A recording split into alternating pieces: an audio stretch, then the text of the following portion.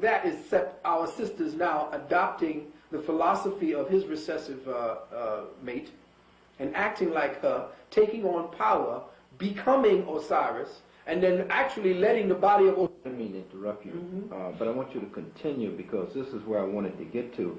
You're saying that our sisters reflecting, acting like the man and taking on the male energy, but there's a relationship between that energy and a condition with the European are being used by the European as an instrument to further destroy the black male. Maybe you can tie that in somehow. But would you please continue? Sure. The use, or actually the misinterpretation of energies, or the light codes and the instructions within the light codes for our genetic, our spiritual, our soul, our physiological redemption is being misinterpreted because the one who is doing the interpretation is the Caucasoid.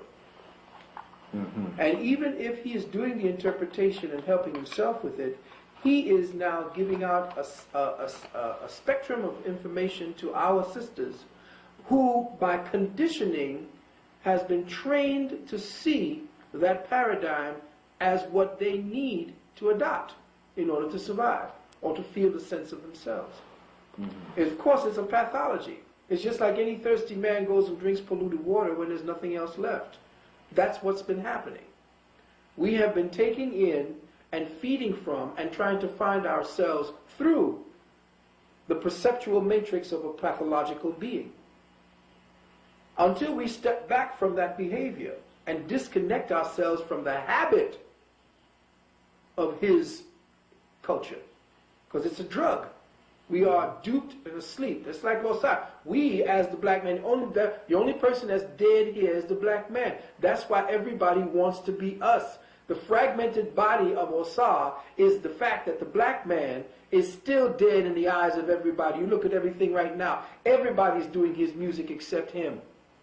Everybody is gaining the accolades except him, and he's regulated to this newfound, or this old, well, actually it's just nothing but a new interpretation of the gladiator ring, football, basketball.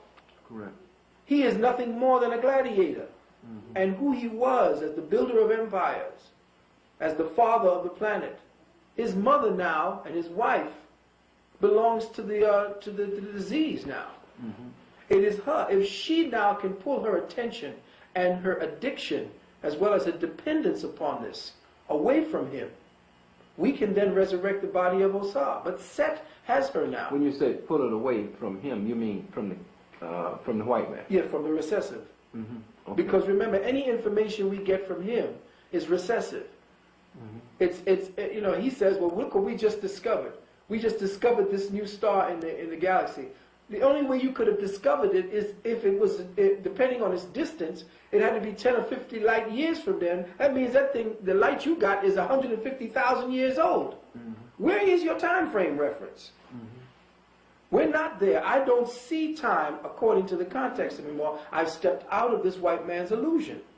So I've stepped out of the game and the rules that he has set down, even though he does not want me to know that his rules are whatever it is we do to react to him.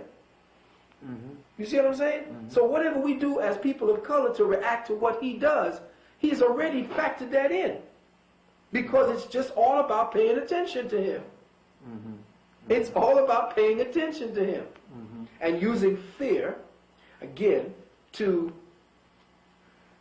train you to focus your attention in your lower brain.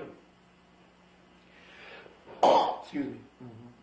He has got you so hooked up into the lower stem, which is the reptilian energy, what he calls the lower brain, the primal brain. That brain is based on reaction, hatred, survival, ego, all about me, safety, eat to survive, reproduce. That's all that brain is about. It's the brain that the lower man, his brain. Okay? When we began to become lower, here's the metaphysics. when we began to fall deeper and deeper into the realms of matter from where we came, we began to create creatures that were made from the reptilian energy. You see what I'm saying? So we began to create him through the fact that we began to create ourselves in the image of ego, in the image of self-centeredness. So what does that do except create technologies of destruction and hatred and killing? So who else is he except an outgrowth of what it is that we pistol shitted out? Because if we are the original man, and he is a copy of the man, or a structure that looks like a man, where would he have come from? And if we created him, where was our mentality at that time? That we think we needed to create a recessive in order to do our work. Think about that. A lot of people Are you saying that we consciously created him? No. I think that what happened was we, in our unconsciousness of ourselves, created him. In our unconsciousness of ourselves created Exactly. him. Exactly. Our unconsciousness of ourselves Yeah. created him. Or our lack of consciousness within ourselves, or the fact that we were failing to have the consciousness of the ancestors there, we began to degenerate. And in our degeneracy, we couldn't do anything but create a creature like that. So he is a reflection of the negative pole in our being. He is the expression that was inert to us. What we kept in balance came out of balance, and he came to being. You see, he is the evidence of imbalance and disproportionateness. So if he is a creation of us, like the people who have the theory of Yaku, if he is created by us, what was in our minds at the time to open up a laboratory to create this creature? We must have been out of our minds. You think about that. You know, we would say, well, we created Yaku. You know, he was a Yaku scientist created that creature, man. He ain't nothing but a genetic one. Yeah, well, what were we thinking about creating? Where'd we go? What was we doing? We must have been out of our skulls to be creating something like that. That's the story of him coming back and destroying the creator. Now, you look at Mary Shelley's Frankenstein. Frankenstein would be created, didn't know who he was, got an insane brain rather than the brain that they wanted to put in him, right? And then he goes out and starts killing everything. Kill his creator, kill everybody. What else but that? Ain't he Frankenstein come back? If that's the Yaku scenario, then he got to be what we created coming back to kill us off. Then we some dumb motherfuckers. Why would we even think about creating a creature like that unless we were insane? And ain't he nothing but a reflection of the creator, his creator? So if we take responsibility for creating him, where were we what mind were we in when we created him? And then we getting back what it is that we set as karma to ourselves? With that in mind, I mean, that is another scenario. That is another way of looking at it. That's the opposite side of the Yaku, and I can see that. I mean, but that's not the only theory out there.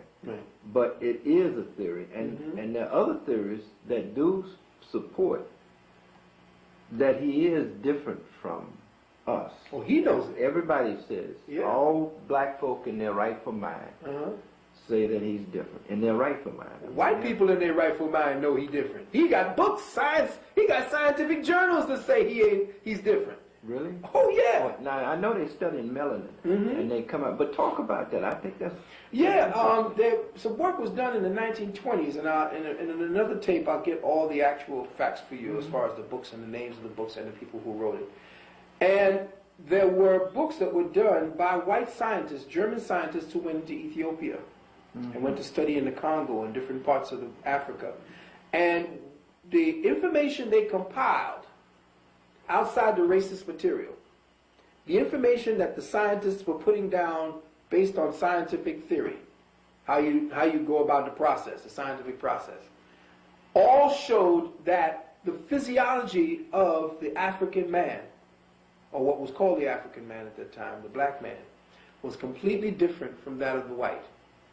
The gradation was a polarity of differences. In other words, there were things that were deficient in the black man that became dominant in the white. For example?